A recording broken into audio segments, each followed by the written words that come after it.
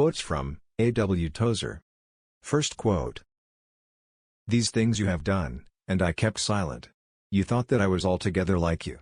But I will rebuke you and accuse you to your face. Psalm 50:21. Second quote.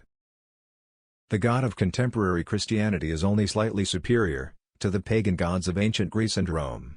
If indeed he is not actually inferior to them, in that he is weak and helpless, while they at least had some imagined power. Third quote.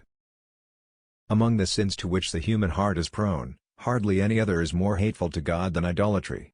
For idolatry is at bottom a libel on his character. The idolatrous heart assumes that God is other than he is. In itself a monstrous sin and substitutes for the true God, one made after its own likeness. Always this God will conform to the image of the one who created it. And will be base or pure, cruel or kind, according to the moral state of the mind from which it emerges. A God begotten in the recesses of a fallen heart, will quite naturally be no true likeness of the true God. Fourth quote. Any objection to the evangelistic methods of our present golden calf Christianity, is met with the triumphant reply, but we are winning the lost. And what are you winning them to? To true discipleship? To cross-carrying? To self-denial? To separation from the world? To crucifixion of the flesh? To holy living? To nobility of character? To a despising of the world's treasures? To total committal to Christ? Of course, the answer to all these questions is no. Fifth quote. I am among those who believe that our Western civilization is on its way to perishing.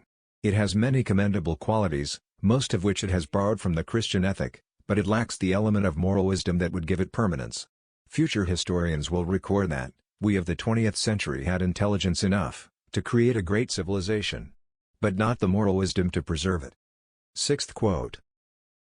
Modern religion has accepted the monstrous heresy that noise, size, activity, and bluster make a church pleasing to God. Seventh quote. If the Holy Spirit was withdrawn from the church today, 95% of what we do would go on, and no one would know the difference. Eighth quote.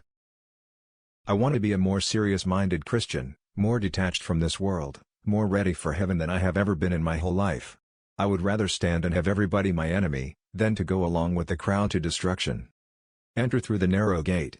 For wide is the gate and broad is the road that leads to destruction, and many enter through it.